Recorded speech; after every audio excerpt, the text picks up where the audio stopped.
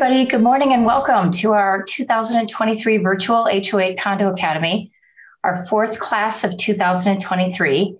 And we're going to be talking today about how to best handle difficult owners and difficult boards. So good morning and welcome to our fourth class of the 2023 virtual HOA and Condominium Academy. And we teach these classes in partnership with the cities of Avondale, Chandler, Glendale, Goodyear, Mesa, Peoria, Phoenix, Scottsdale, Surprise, and Tempe. My name is Beth Mulcahy, and I'm the managing partner and senior attorney for the Mulcahy Law Firm.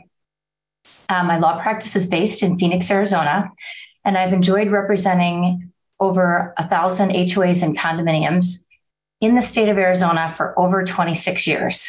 My firm, I also currently serve on my board for my HOA, and I have for many years. Before we dive into the meat of the seminar that we're going to be talking about today, I'd like to just start off by getting a feel for who's with us today in attendance so that I can tailor the information to best serve all of you. So we're going to be launching 2 polls right now. If you're joining us on Facebook Live, what I'd like you to do is just answer this question in the comment section of Facebook Live. If you're here on Zoom, you can just click the 2 poll questions, the answer that best suits you. So the question is, in which city do you reside? And so we've given you a number of different options. And then let us know your current role with your association. While we're waiting for those poll results to come up, let's talk a little bit about what we're going to be on our agenda today. In today's class, I'm going to provide a summary of the HOA and condo bills that have been introduced this year in the Arizona Legislature. And we're only going to be talking about the bills that actually have a possibility of being passed this year. And then we're going to talk about the best way to handle difficult owners and also difficult boards, which is a very popular class topic. And I'm hoping that we have a good representation of people here today. It looks like, gosh, we already have 73 people on Zoom, and a number of others of you are joining us on Facebook Live. So that's awesome. While we're waiting for the poll results to come in, what I'm going to do, actually, I think I can look at it real quickly. Let's see here. On our poll results, it looks like we have 2% today from Avondale, 10% from Chandler, 6% from Glendale, 6% from Goodyear, 12% from Mesa, 8% from Peoria, 22% from Phoenix, 29% from Scottsdale, and 4% from Surprise. I think this is the first time in the time that I've been teaching all of these classes that we have had every single group of associations in the different cities that we teach these classes for represented today. So I just want to give a big shout out to the neighborhood services from all of these different cities that you have found a way to get your residents, every single city represented here today. So that's awesome. Congratulations. The second poll question that I have is, let us know your current role with the association. And it looks like we have 69% are board members that are joining us here today. 20% are community managers. That's higher than usual too. Wonderful to have all of you here with us here today. It looks like we have, a pretty higher representation of the board side and the management side versus the homeowner side. So we'll be spending, an equal amount of time on both topics, dealing with difficult owners and then also how to best deal with a difficult board. So again, let's just start out by talking a little bit about what's going on in our Arizona legislature right now, just as an introductory remarks. As you may know, the Arizona legislature started on Monday, January 9th. Our firm has been closely watching all of the bills that pertain to HOAs and condominiums in Arizona that have been introduced and have been moving through committees. Interestingly, every legislative year kind of has a different theme, so to speak, right? 2020 was COVID. It was kind of what they call the skinny budget. It was a quick legislative session. Really, 2021 and 2022 also were not what I would call, they introduced a lot of bills pertaining to associations in 2022, but ultimately we didn't get that many that ultimately passed and made that big of a difference in our industry. This year, we had a lot of bills that were introduced again. However, it appears that we're kind of starting to slow down in the legislature. And it appears that I think this week, somebody on my team told me that there weren't going to be, new meetings this week down at the legislature, and that things were kind of in a quiet pattern to work on the budget. But it has been a busy legislative session up to this week. And so we're guessing that the budget, we're in very serious negotiations for the Arizona state budget. It's likely that this year the legislature will close sometime, possibly in mid-May or the end of May. Interestingly, the governor, our new governor, has vetoed a total of 48 bills. That's a lot of bills being vetoed. And so I guess, what does that mean? I kind of, in my opinion, is that the new governor is looking to only pass bills, doesn't want a bunch of extraneous bills, and is being very careful about what she's signing into law. So we do have a couple of bills that have been now signed by the governor, and a couple that have been vetoed by the governor, and a couple that the governor is sitting on right now to make a decision. So I'm not exactly sure what the exact date is that this bill was signed by the governor. If my office could add that to my notes here, that would be great. But Senate Bill 1049, this bill was recently signed by the governor. When I checked late yesterday, it hadn't been signed. So I'm assuming it was either signed late yesterday or early this morning. And this bill talks about the Betsy Ross flag. I honestly do not see this bill as being a big impact bill on HOAs and condominiums. But it basically would say that as an association in Arizona cannot ban any historic version of the American flag, including the Betsy Ross flag, without regard to how the stars and stripes are arranged in the flag. And of course, this bill applies to both planned communities and the condominiums. And so just kind of an interesting bill. I have no idea what prompted somebody in the legislature to introduce this bill. Probably somebody had a problem with their HOA or their condominium, and they wanted to fly the Betsy Ross flag, and the HOA or condominium said that they couldn't. So that's how we get a new bill like this. And again, this has been signed by the governor. The next bill was vetoed by the governor, but it got right up to the finish line and was vetoed by the governor. This bill was talking about home-based businesses, and that this bill would make a home-based business would have to be allowed as a use by right if the home-based business did not supersede any of the deed restrictions, like the CC&Rs for the association. And it just was kind of an interesting bill that was vetoed this year. So there's no new bills on home-based businesses that passed this year because our governor vetoed it. There are two other bills that we're monitoring that are sitting on the governor's desk right now. And this would be House Bill 2298, and it talks about public roadways in a planned community. And this bill would require any planned community whose declaration was recorded before January 1st, 2015, and that same association would have to regulate the roadway for which the ownership has been dedicated to or is otherwise held by a governmental agency or entity. The existing regulations would continue in effect until either of the following two things occur. So let's just back it up a little bit. In order for this bill sitting on the governor's desk, it only applies to planned communities. It only applies to planned communities who had a declaration that was recorded before January 1st, 2015. And it only applies to a planned community that has ownership of their roads that have been dedicated to or held by a governmental agency or entity. Usually that's going to be like the city or the county. So basically what this bill says is that if you meet all those criteria, no later than June 30th, 2025, the planned community has to hold a vote of the membership on the question of whether to continue to regulate the public roadways. So this is kind of a hot topic right now because in some associations, the streets are dedicated to the public or to an entity is responsible for maintaining them other than the association, so the city or the county.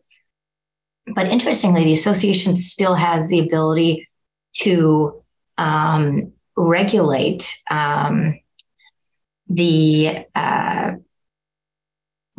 it still has the ability to regulate the roads, even though they are dedicated to the city. And so basically, what that means is that, no later than June 30th, now the planned community needs to hold a vote of the membership on the question of whether to continue to regulate the public roadways. And its number of owners voting on the question is sufficient to constitute a quorum of the membership, and a majority of that number votes to continue regulating public roadways in the planned community, then the association retains the right to regulate parking in these associations, even though the streets are dedicated to the public. And the board has to record in the office of the county recorder and of the county in which the planned community is located a document confirming that the planned community continues to regulate the public roadways.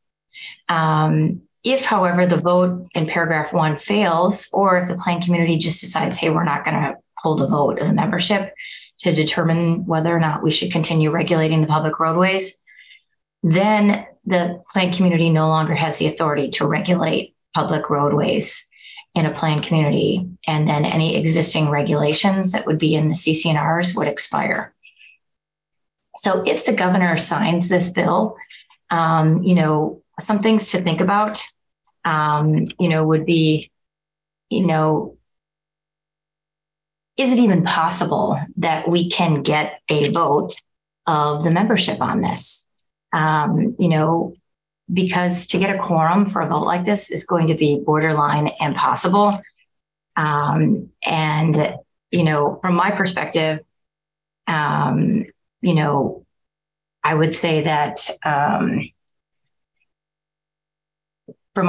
I would say that, you're not going to get a quorum, and you're very unlikely going to get people to vote yes on this. From my perspective, I don't think it's going to happen. So whether or not you're going to spend the money to have a vote on this, people like to park on the streets. This is a way by the legislature to open up the parking on the streets. So, again, we'll just have to wait and see what happens on this particular bill. The next bill that is sitting on the governor's desk is HOA's political activity. This is House Bill 2301.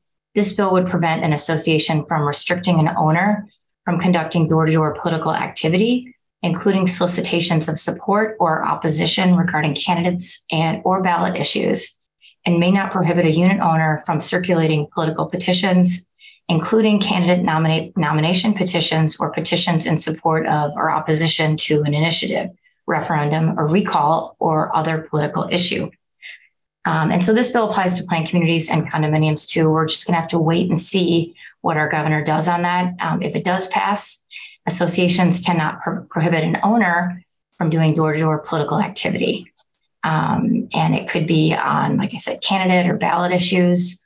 It could be circulating political petitions. I don't know how that will play out if this does pass. Last year, we had a bill that passed and was signed by the governor that allowed owners to put up political signs regarding association issues while the board is voting on, while the homeowners are voting on this issue in the community. So once the ballot goes out, and then until a few days after the ballot, had to be returned and the vote is conducted.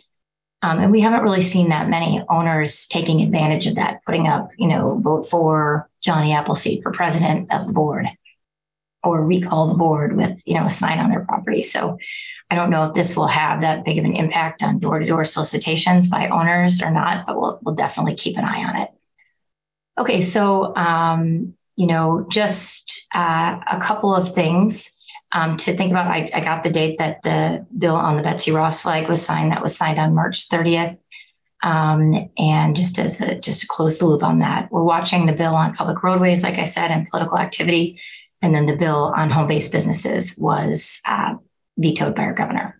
Each week that the legislature is in session, our firm posts an updated summary of all the bills that we're monitoring in the 2023 Arizona legislature. I spent a little more time today than I usually do talking about these bills because we're getting closer and closer to the end of the legislative session.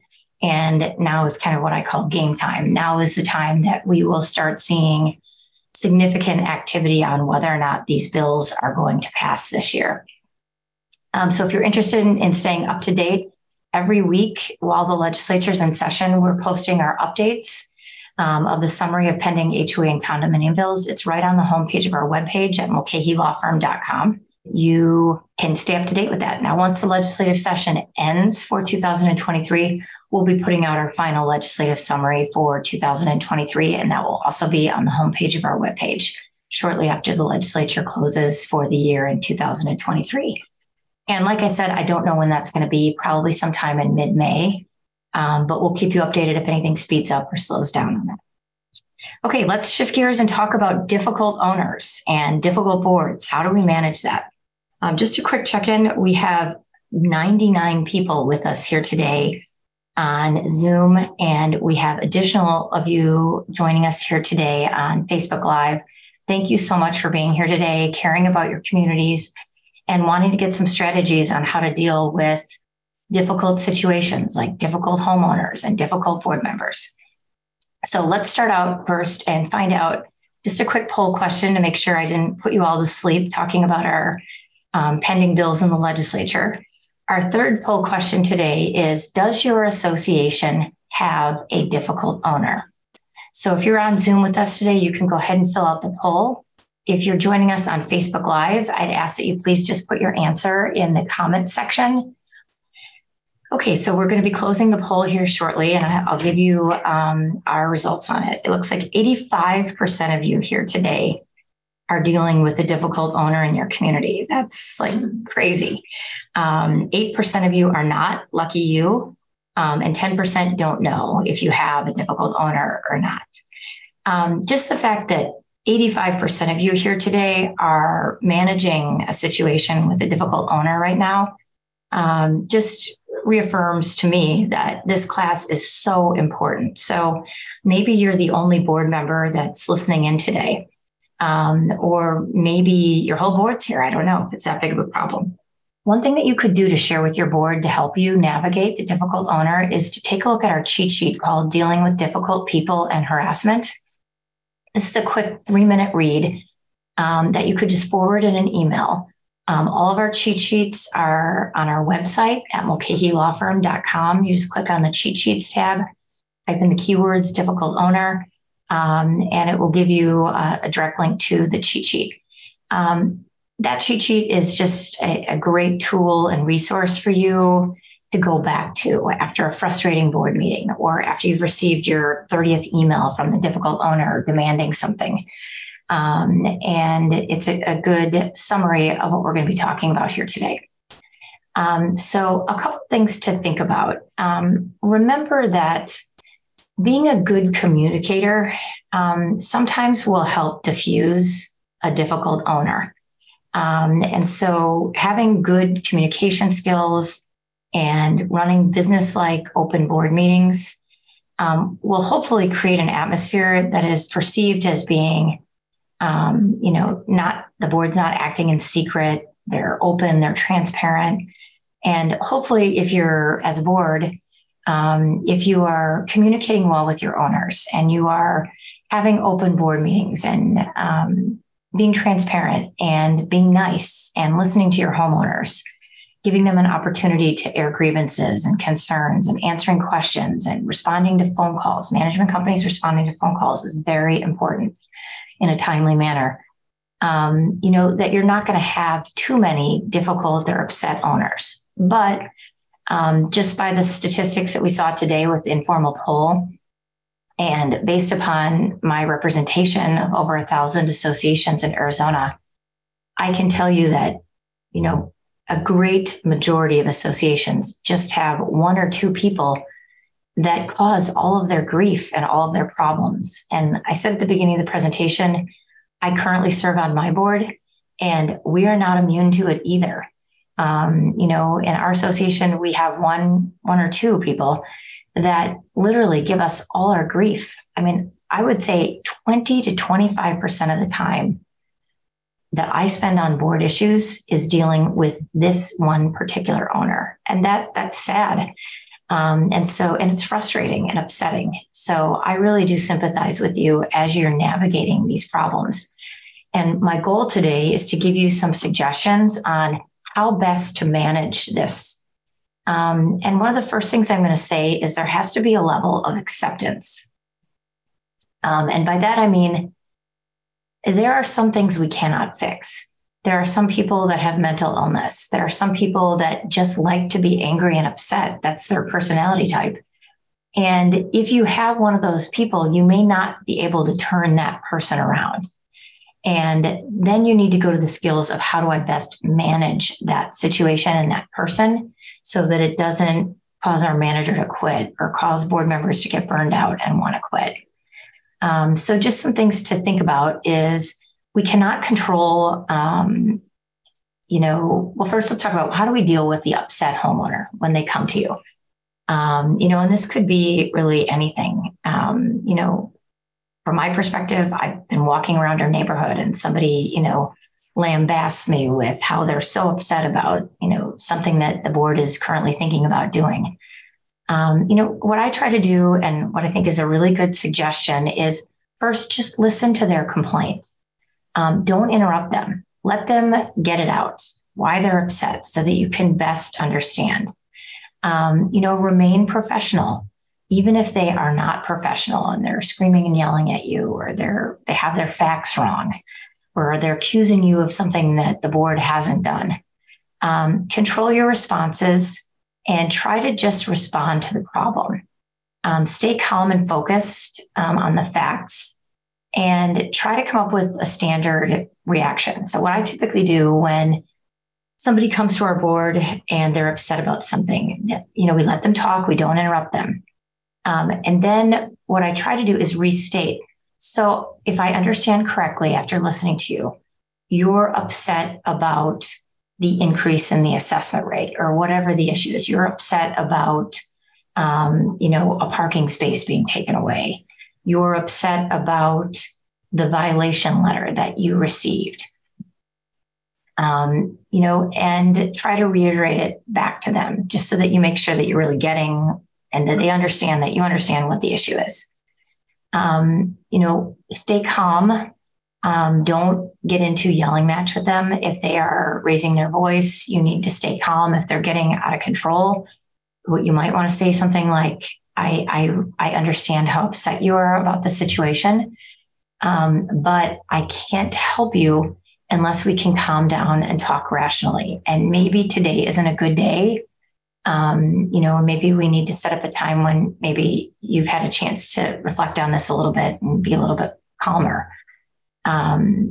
Usually that gets them to stop with the raised voices and the yelling. Remember that you cannot control another individual's abusive behavior, but you can control your response to it.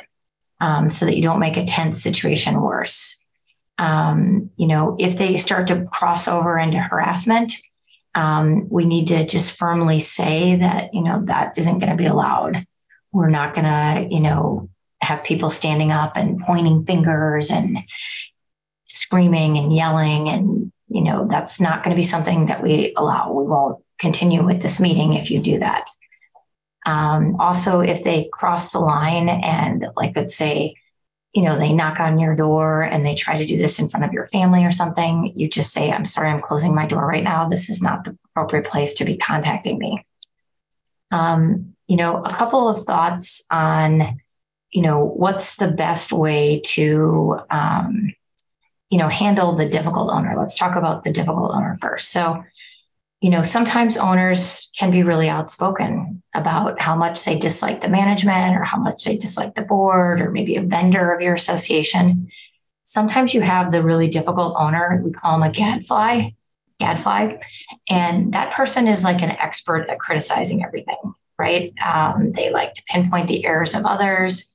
They demand change, they interrupt, they attack personal integrity. They claim that there's conflicts of interest or the board's behaving inappropriately. And sometimes these people come to a board meeting. So let's talk about what's the best way to handle it. If they're coming, to a board meeting, the best way to handle it is to, at the beginning of the meeting, announce how the meeting's going to be run at the beginning of the meeting so that everybody understands, okay, these are the ground rules for the meeting. And every association is going to have different ground rules. If you have very few people coming, you may not put a time limitation on how long people speak during the homeowner forum. If you have a lot of people that are present and want to talk, you may say, okay, here are the ground rules for this meeting. Looks like we have asked people how many people would like to say something during the homeowner forum. And the homeowner forum is typically the time, right at the beginning of the meeting, where we allow owners an opportunity to say whatever they want to say. They came to the meeting, maybe to mention something, and ask how many people are there that want to contribute. And then you can also ask, how many of you would like to, say something today. And if it's 10 people and you only have 10 minutes for it, then you say, okay, about a minute each person.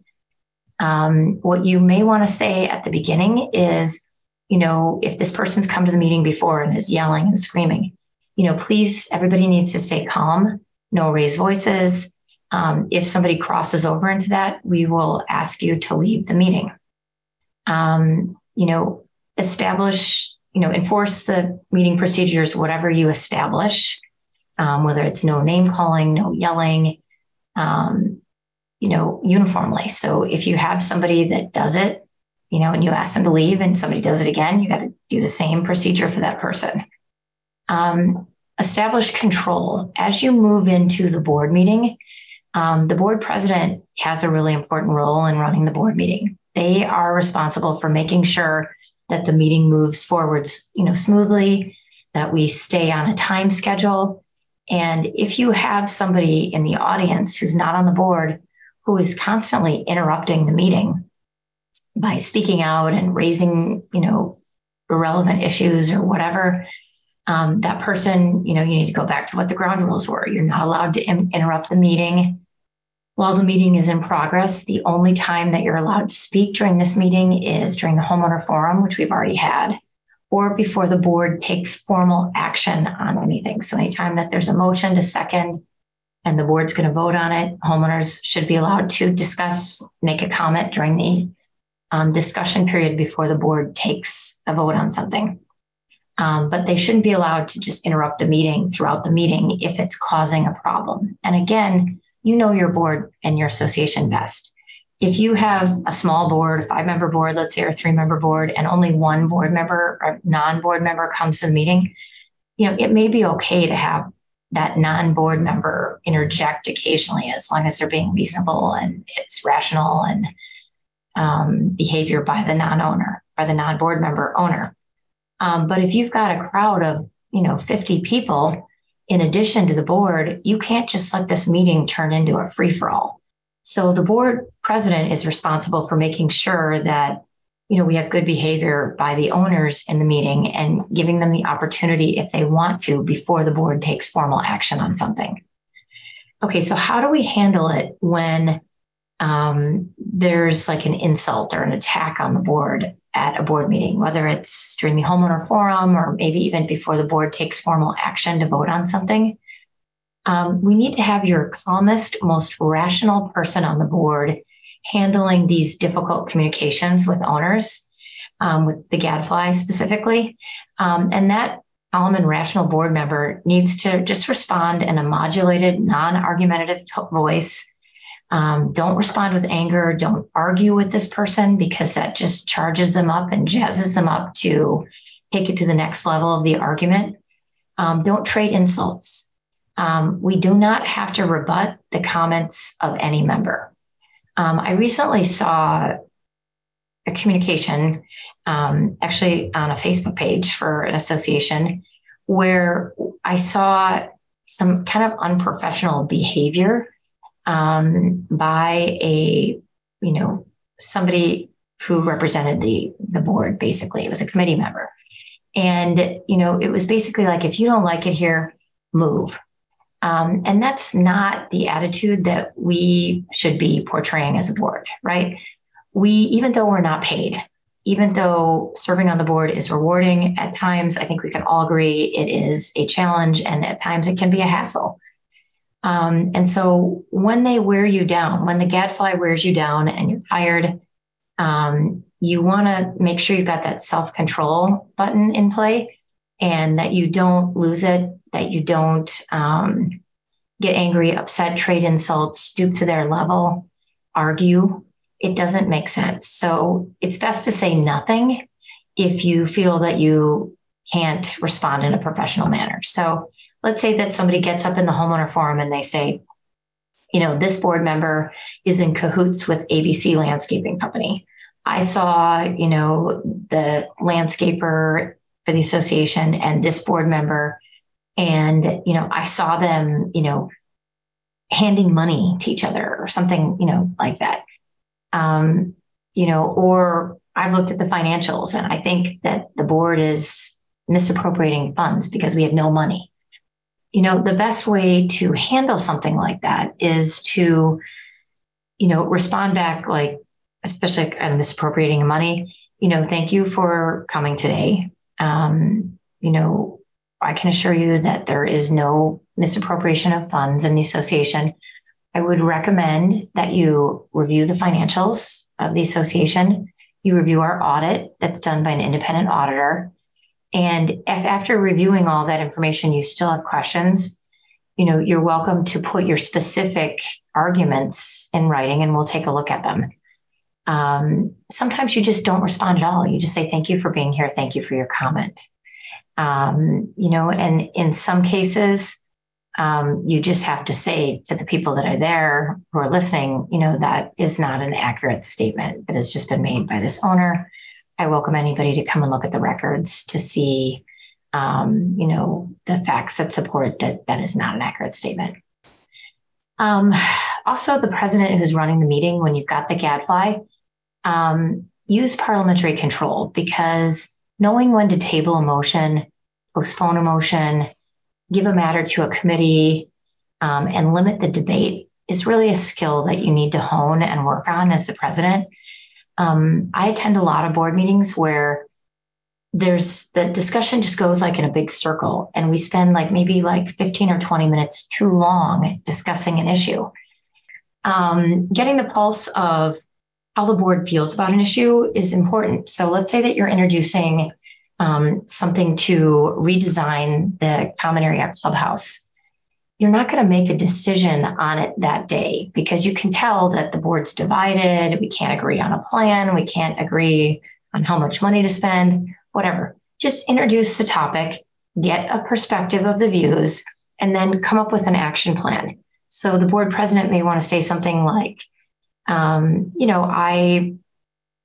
noticed that there's been some healthy debate on this topic, and I think we need to go back to the drawing board and come back to the next board meeting with another plan maybe, or some options on how we can pay for this.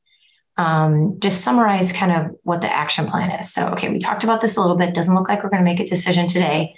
Maybe we give it to a committee. Maybe the homeowner that's there complaining the gadfly the most, ask them to be on the committee, and ask them to roll up their sleeves and help.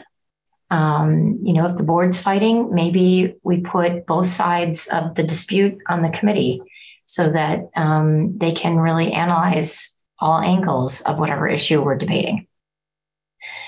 Another skill set that I want to talk about is how to respond in a difficult situation. So when we're dealing with a difficult person, sometimes they come in and they are just upset about 50 things, but really there's only one thing that they really want done. And so what I typically will do is when somebody comes in and they're very upset, sometimes it's the first upset is that the management company never returns my phone calls. Or I've been emailing about this problem in the common areas for 3 months and never get a response and it's still not fixed. And so let's kind of analyze how we can handle that type of a situation. So first, ask the owner to explain the exact issue that they want help on. If there's multiple issues, address one issue at a time. Listen carefully. Don't interrupt them, as I said before. After they explain what they're upset about, agree with any truth in the complaint, so long as it's accurate. So if we made a mistake on something, apologize for the mistake. If the manager isn't returning phone calls or not responding to emails, restate what the policy of the board is on this and say, we're going to look into that because that's not acceptable. We want to make sure that our homeowners feel heard. If you need a minute to compose yourself, let's say that they just, went off on how everything is going horrible. I know just when I was the president of my association and somebody would come in and they would be really negative about how things were going, I'm not going to lie to you. I felt bad. It hurt my feelings, actually. And I had to kind of take a minute and, just remember that it wasn't an attack on me. It was just their feeling that things weren't going well. And I needed to listen and see if there was any truth to what they said, and then come up with, a non-argumentative response back that hopefully could answer their question, satisfy their, question, or satisfy whatever they needed, and give a good professional business-like response to everybody else who is listening, this may be their first meeting that they have ever been to in your association. And they may not know that this owner is difficult and comes to the meeting and harasses you every meeting. So if you lose it at that one meeting when you respond, it makes you look bad, right? And so if you need a minute to compose yourself, do that. Tactfully defend yourself if there needs to be a defense, but respond to the problem, and tell them you understand their frustration. And if an apology needs to be given, apologize. At that point, the other party may calm down and they may actually be receptive to hearing the information. Ask the homeowner what they want. What exactly do you want here? And what they're probably going to say on the examples I've given you is, I want to get a response to my email or my phone call to know that they received it. I want the sprinkler that has been dumping water into my yard that's broken fixed. And so once the problem's been stated and understood, tell them how we're going to handle the problem, and then make sure that it's actually done. Follow up with the manager to make sure that they're responding. Maybe even the president needs to be copied on it to make sure that it's actually done. And then follow up again to make sure that the problem is fixed. And usually that'll diffuse the angry, upset, or difficult owner. Occasionally you have, a situation where somebody just wants to fight. They just come to the meeting to fight. They're angry type person. That's their personality type. They're negative. They just want to fight. Resist the urge to fight, because nobody's winning an argument here at these meetings. Basically, we're just trying to solve problems for our community. So listen and ask questions, if you don't understand what they're saying.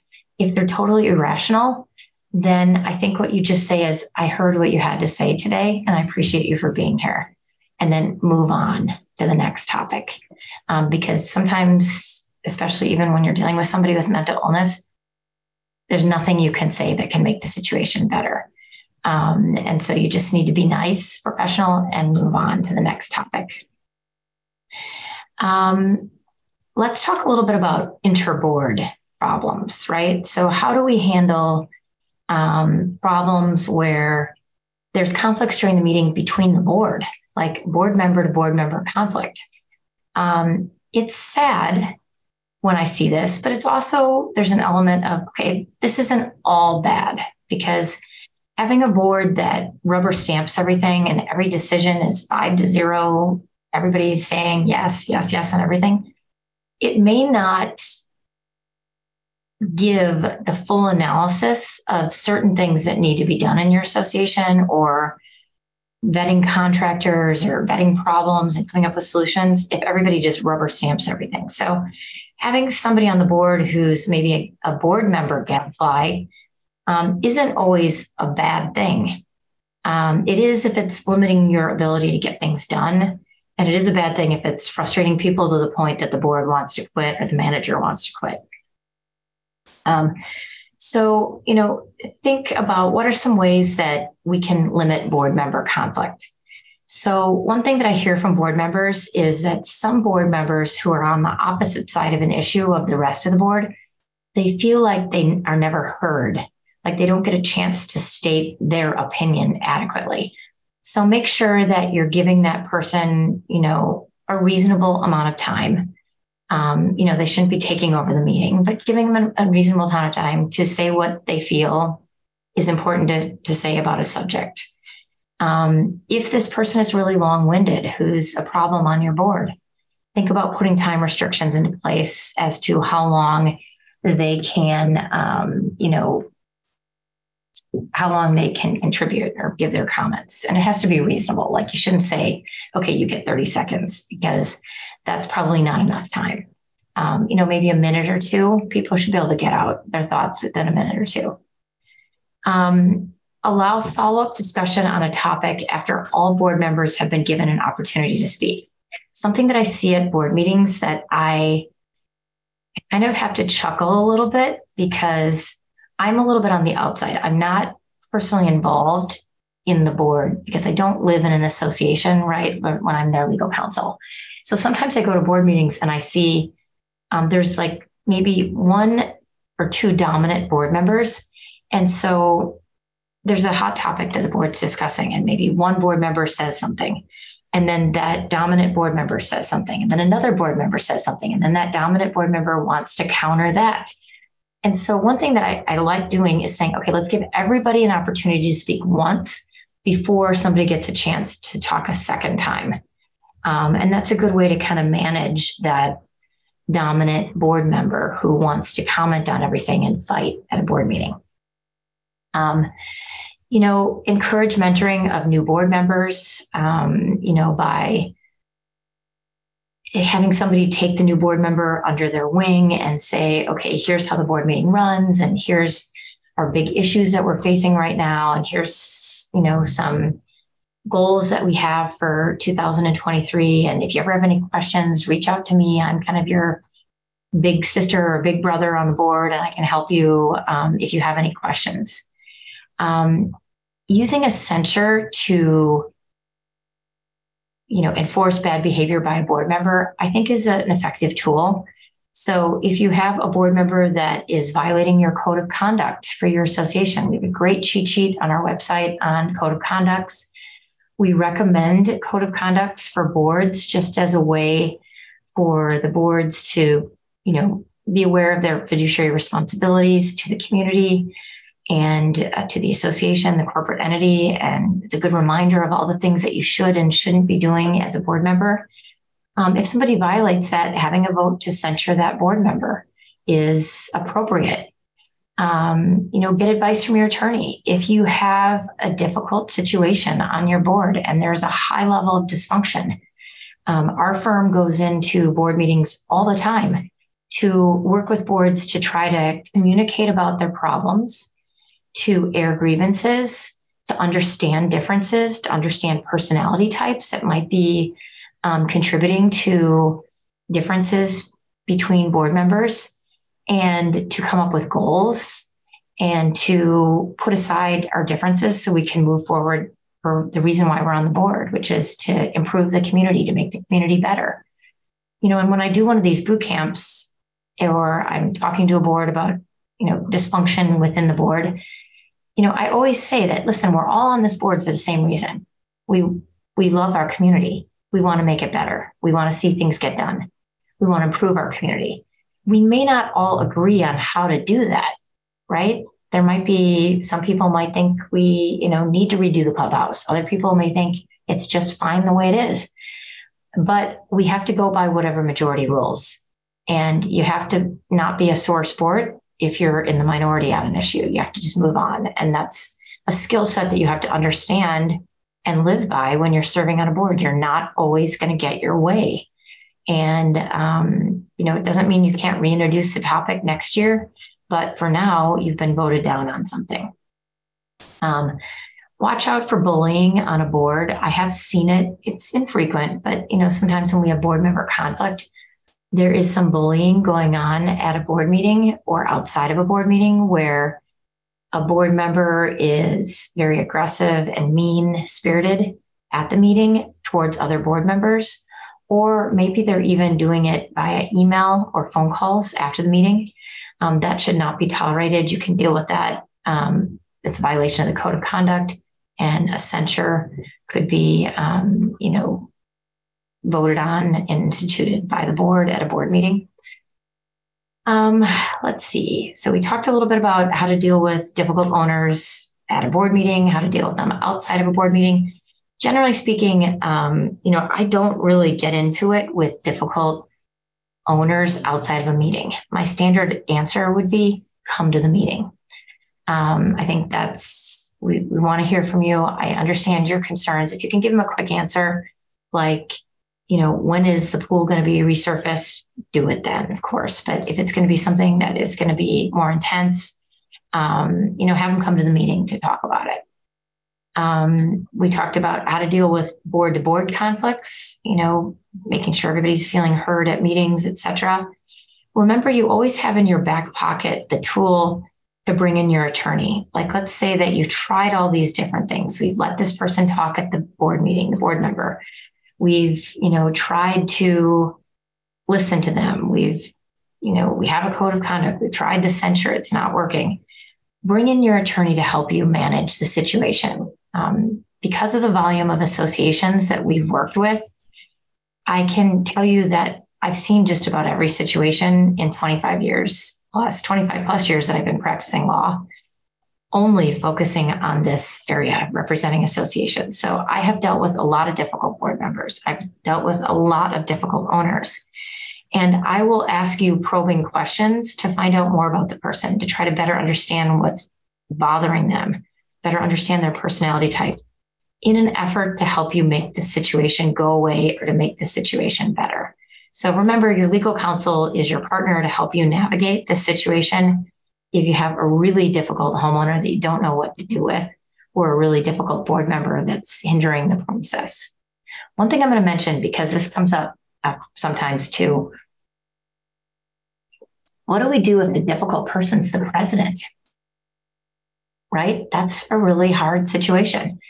Look at your bylaws. If a majority of the board agrees with you, you might be able to take away the presidency from that board member. I would give that person some warnings before you do that, because if you vote as a board, which most bylaws allow you to do, to take away their officer title, they're going to be unhappy about it. In some cases, I even see them quit the board altogether. But they might just sit on the board and cause more problems as a director at large. And so that's, an option. Talk about it with your attorney. If the president is the difficult person and they're the gatekeeper to the attorney, think about coming to our First Fridays, right? The first Friday of every month from 9 to 10 a.m., you can, as a board member or a manager, or even as a homeowner, you can ask a question. And that would be a good time to ask a question like, hey, how do I deal with this? And we'll be there to help you come up with solutions. What do we do if this difficult homeowner or maybe even a difficult board member is harassing? Now it's turning into harassment. So what exactly is harassment? There's different definitions out there. If you go by Black's Law Dictionary, it's going to be words, gestures, or actions which tend to annoy, alarm, or abuse another person. If we go to Arizona law, there's a specific statute on this, Arizona law, that is 12-1809. Harassment is defined under Arizona law as a series of acts over any period of time that is directed at a specific person and that would cause a reasonable person to be seriously alarmed, annoyed, or harassed. And the conduct, in fact, seriously alarms, annoys, or harasses the person and serves no legitimate purpose. And so let's talk a little bit about how do we stop harassment. So if somebody is harassing you, I've got a really good example of this. When I was the president of my association, I had another board member in my association who was so irrational and was harassing me as the board member.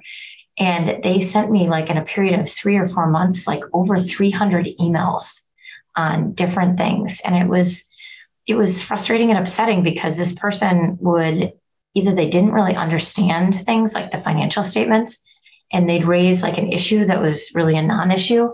And I'd spend, a bunch of time explaining it. and, saying, this is really what you're saying is not accurate, and here's why.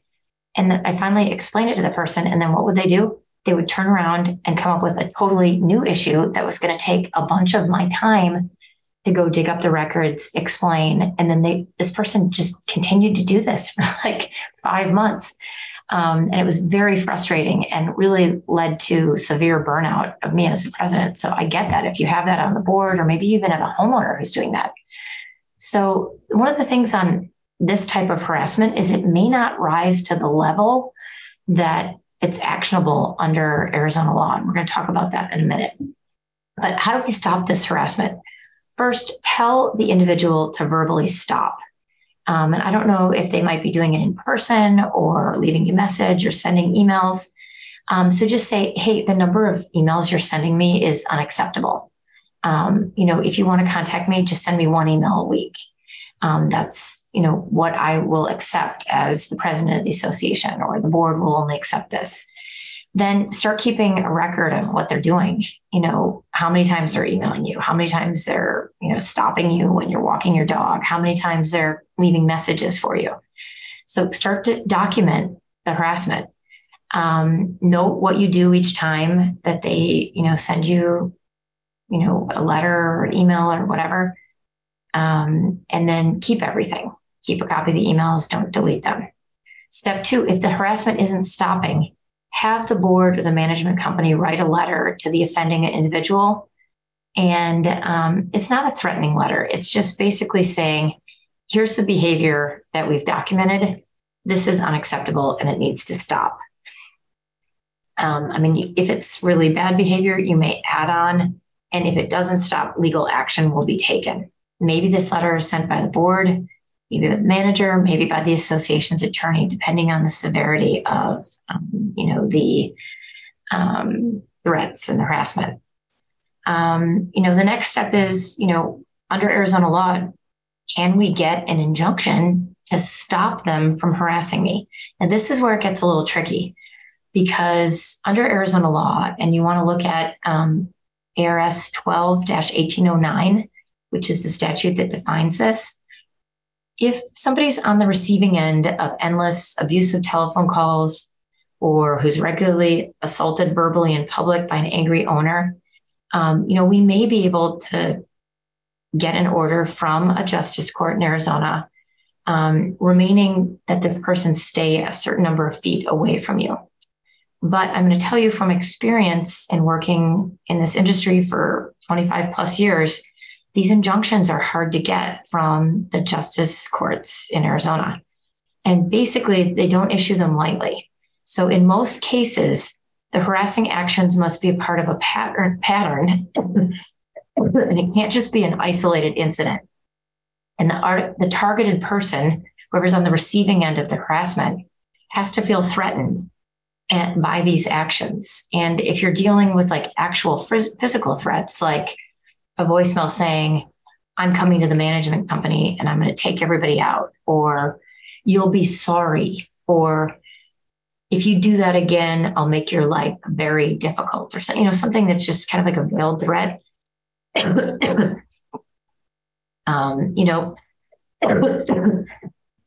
Excuse me, these are things that you need to document.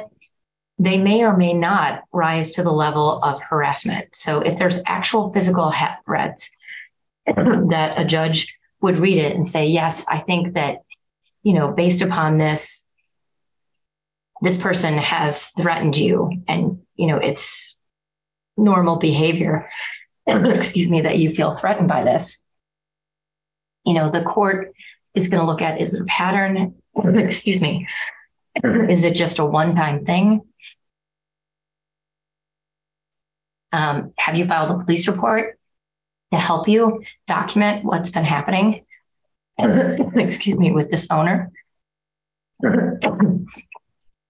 And so if you think these threats are real, going to the justice court and filling out an injunction prohibiting harassment is something that you can do. It needs to be an actual threat of harm, or there actually has to be like a pushing or a shoving or a physical threat of harm. If you also may want to document this with getting a police report. and having the police fill out a report with further written documentation of what happened. The court will look at all the facts, and they will determine whether or not an injunction prohibiting harassment should be issued in this matter. And if they do, then the owner, can get a piece of paper that says that, the board member can get a piece of paper saying that this owner needs to stay 50 feet away from you. We've seen this, unfortunately, with boards where board members may get it against each other. One of the board members, the one that has the injunction against them, probably is going to have to go to the meetings by Zoom now and not in person because of that 50 feet away from each other order.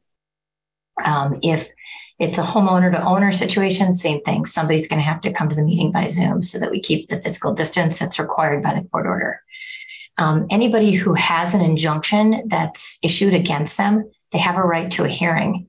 So you need to know that, after the person is served with the injunction, and a process server has to serve it, the person who's asking for the injunction has to pay to have the process server serve that. Whoever's having the injunction against them can ask for a hearing, and then the judge will call all the parties back. There'll be a hearing. Will be just like a full-blown trial where the evidence will be reevaluated. The person that has the injunction against them will have an opportunity to state their side of the story. And then the judge is going to have to make a final decision as to whether or not the injunction stands or not. I've been to a number of those hearings over the years. I can tell you with absolute certainty that those hearings are always psycho. I'm sorry to say it that way, but it's just the truth. There is always an element of, yelling, screaming. You have to come to that hearing ready. You have to have a police report. You have to have that documentation that I was talking about. You have to have witnesses, and expect that the other side is going to get up and they're going to tell a different story. So you need to be ready to counter whatever they're going to say, whether it's true or untrue. And the judge is just going to have to decide who's telling the truth. So these hearings are not easy. Getting an injunction is not an easy process, but it is an effective tool. If you have somebody that's repeatedly harassing you, you feel like there's a threat of physical harm to you, or there's been actual physical harm. And it's a tool that you should keep in your toolbox in case you see that in the future. Okay, let's talk a little bit about two final subjects, and then we're going to go right into the questions. So I have a great cheat sheet on DISC personality testing. So it's DISC. And we're going to be sharing that with you. It's a personal assessment tool that discusses people's behavioral differences based on their personality types. And why I want to share this with you is because if we better understand what makes people tick, and we understand what their strengths and weaknesses are, we may be able to work better with them. So sometimes when I see a level of dysfunction on the board, I'll recommend that everybody read this cheat sheet that talks about what are the differences. And it's kind of a fun cheat sheet to read. It talks about the 4 different personality types. It tells you where you can go to get a free test. It tells you famous people, what their personality types are. And it tells you what their strengths and weaknesses are. And so if everybody shares what their DISC personality type is, you can better understand the person, in this setting of the association. So for example, I'm the S personality type. I am not the type of person that likes to make a decision fast without all the facts. But I'm not that person that holds up decision making. Like a C personality type needs to look at the facts 18 times over. I'm not that person. I just need to read the facts, understand the issue, understand the solutions, and then I can make a decision. And so, I hate to say it like this, but the D personality type, they make a decision quick because they just want to get it done. They have a task list that they want to get done, and they don't like sitting at a meeting for a long time. And the problem with the D is that the S's and the C types get upset because they're trying to push us to make a decision and we don't have enough facts. But a D is a good person to have on the board because they keep things moving, right? And keeps the meeting shorter. An S is a good person because it's kind of a good balance. It's not too quick of a decision. It's not too long of a decision. It's just kind of a rational, reasonable approach. The I's are usually the very high social types, get along with everybody very well, good team builders. They are going to want everybody to get along. So that's a good little, skill set to have at the board meeting, because when they see something, that train going off the tracks, they're going to try to bring everybody back together as a team.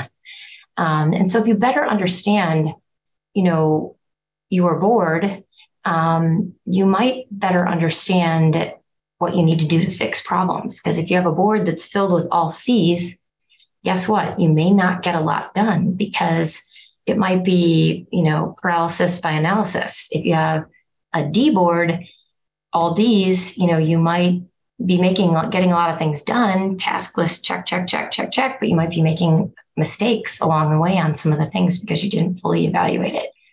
So remember, a board that's filled with the perfect combo of all personality types is the ideal personality type board that you want to get things done. So just take a look at that. It's kind of a fun read, and it really does work. I mean, I go to board meetings all the time, and I'm going to tell you right now, when I walk into the board meeting, in my mind, I'm trying to figure out what personality types I'm dealing with at the table, especially if somebody's really vocal, upset, and angry. I'm trying to ask them some probing questions to figure out what their personality type is. And then I'm tailoring my response to best fit their personality response, so I get them to buy back into the group and get along. And so it's a really good skill set, especially if your board's having problems. Okay, last topic I'm going to talk about is mental illness and associations. Since the pandemic, we have definitely seen a rise in the number of mental illness cases. We've also seen a number of hoarder cases where we have hoarders that are becoming problematic in a community. And so, we have some different, cheat sheets, and so we have some different blog articles that we've written on this that we're going to be sharing with you. You can also find them on our website. But remember, if you are dealing with somebody with mental illness, it could be many different forms of mental illness. You may not even be aware, because maybe they present themselves in a way that there's something that's not quite right, but you can't quite put your finger on it. So listen to this person, investigate, what the allegations are. If the neighbor's making, complaints about a person, see what the board can do to help the situation. Talk with your trusted advisors, your attorney, your management company, your insurance agent, possibly. Maybe reach out to the neighborhood services department in your city and see if they have any resources that they can, give you to help manage this situation.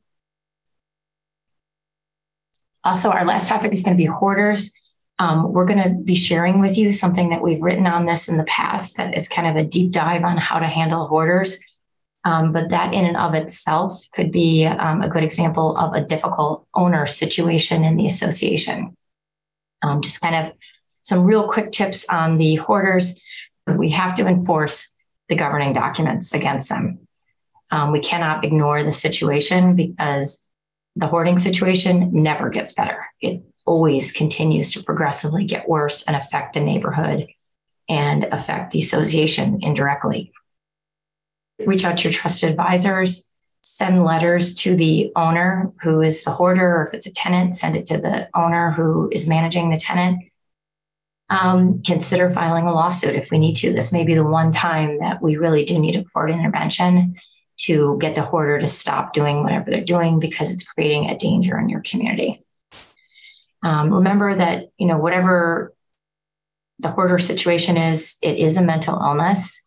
And trying to help that owner or find a program or find a community service that might be able to help them is a possible step in the right direction. We don't want to just go straight to a lawsuit. There are different programs in the state and with your respective cities that might be able to help you with the situation. Okay, our conclusion for today. We have some additional free learning opportunities, of course, throughout the rest of 2022. So be sure to be checking out our website for information on our upcoming classes. Our website's at mulcahylawfirm.com. Tomorrow afternoon, evening, I'm going to be teaching a virtual class for the city of Chandler. They're doing a special Spring HOA Academy mini-series, and we're going to be discussing that tomorrow night. It's going to be on hot topics in our industry right now. You can visit our website for more information. We're going to be talking about electric vehicle charging stations, short-term rentals, rental restrictions, water restriction in Arizona, you name it, anything that's a hot topic right now in Arizona, we're going to be talking about it. And so it's from 5 to 6:30 p.m. on Zoom. You can register if you go to our website to find out more information on this. Today, I'm really happy to announce that we had over 103 live viewers on Zoom, which is awesome, and many others joining us on Facebook Live. So thank you so much for you being here today and wanting to make your associations better. We have one more, another learning opportunity that I want to talk about. Friday, May 5th, 9 a.m., we're going to be having our free Friday free call-in, first Friday free call-in, where I answer HOA and condo legal questions live. You can find additional information on this first Friday on our website as well. And then don't forget, in May, we also have our fifth class of our virtual HOA Condo Academy. And the topic is going to be long-term planning for HOAs and condos. And we're going to be talking about finances, reserves, and 1, 5, 10, and 15-year planning for HOAs and condos. So I hope you'll join us for any of these learning opportunities that I've mentioned in the future. Don't forget to check out our website for the listing of classes and how to register. All these classes are virtual. And also to take a look at our cheat sheets and our videos of our prior classes that we've taught. Thanks again for being here today. I hope everybody has a great day and look forward to seeing you at future classes. Take care. Bye.